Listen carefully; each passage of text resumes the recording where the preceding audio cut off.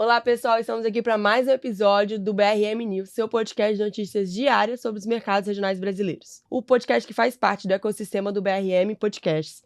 E hoje aqui comigo, João. Fala, Amanda, fala, pessoal. E hoje nós vamos começar falando sobre a potência industrial capixaba. Vamos falar também sobre a reforma fiscal e sobre as tensões no Congresso. Começamos com a Biomass Trust.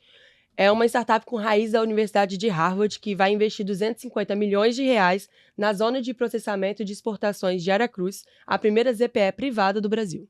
Ela é uma startup que, como você já referenciou, Amanda, foi fundada na Universidade de Harvard, que utiliza o pó de serra oriundo das serrarias para fabricar pellets de madeira.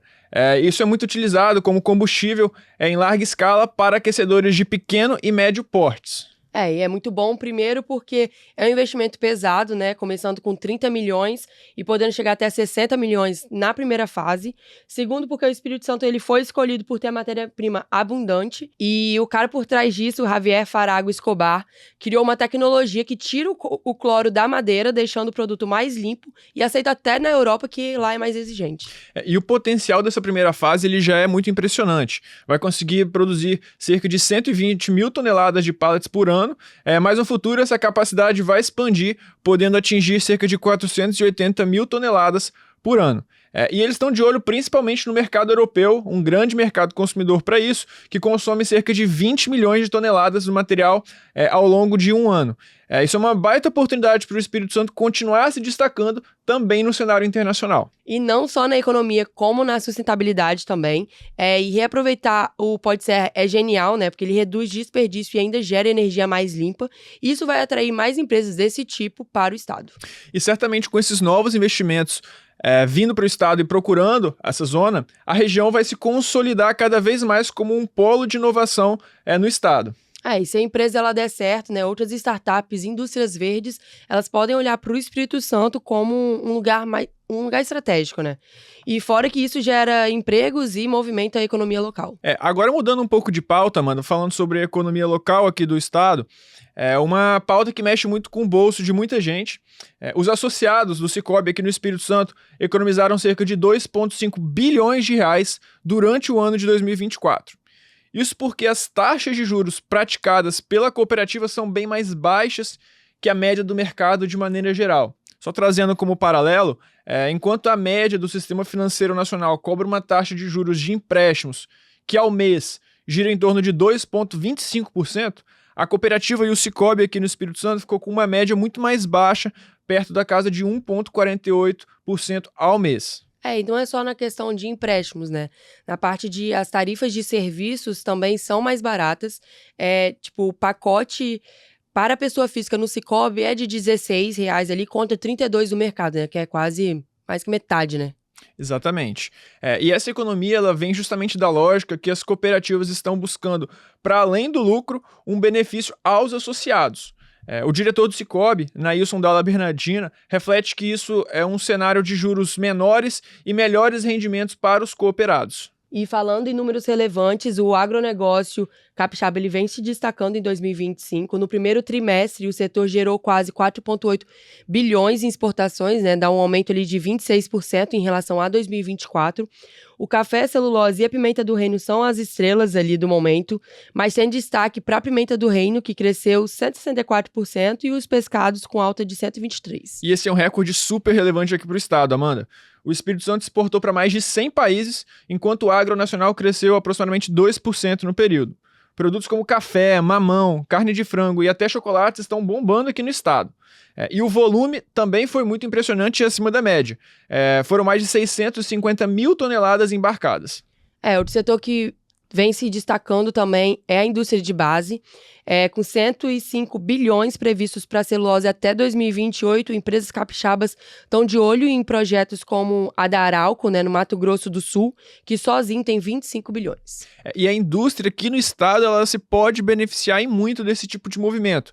As expectativas são que as indústrias capixabas especializadas em obras e manutenção podem incrementar o seu faturamento na ordem entre 4 e 5 bilhões de reais por ano somente com esse projeto. Isso é mais emprego e mais desenvolvimento, e o Espírito Santo está se consolidando como um parceiro ali forte por grandes indústrias. E agora mudando a pauta para o cenário político, Uma notícia muito relevante foi que o ministro do STF, o Gilmar Mendes, suspendeu todos os processos de pejotização, que nada mais é que quando as empresas contratam trabalhadores como autônomos ou PJs para prestar os serviços. Tem muitas empresas que usam isso para reduzir custos, né? Mas às vezes rola exploração, né? Com os trabalhadores sem direito às férias e a 13º. O ministro disse que está tendo uma desordem ali na Justiça do Trabalho, com decisões contraditórias, e quer organizar isso com uma definição clara para o STF.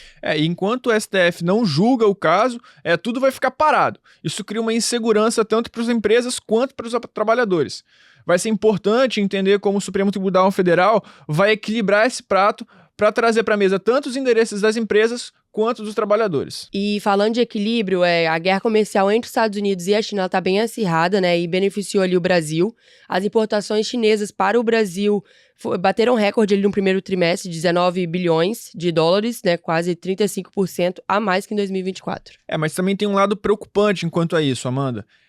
Com as tarifas que o Trump implementou subindo para 145% para a China e com 10% para todos os outros países, isso vai reequilibrar o comércio global.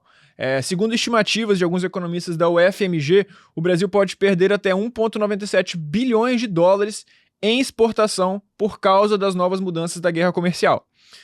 Enquanto alguns setores podem se destacar e impulsionar a produção, como é o caso das commodities agrícolas, particularmente da soja, que nós já vimos um movimento maior da China comprando a produção do Brasil do que a produção dos Estados Unidos, a indústria brasileira, de maneira geral, ela pode sair prejudicada. E por falar em política internacional, né, o Trump, ele também está mexendo ali no setor automotivo, ele já havia sinalizado o aumento de 25% em carros importados, porém ele já sinalizou que se ele for fazer isso, ele vai dar um prazo ali para as montadoras se adaptarem. E esse é um ponto que vem gerando muita volatilidade para as empresas, sobretudo americanas.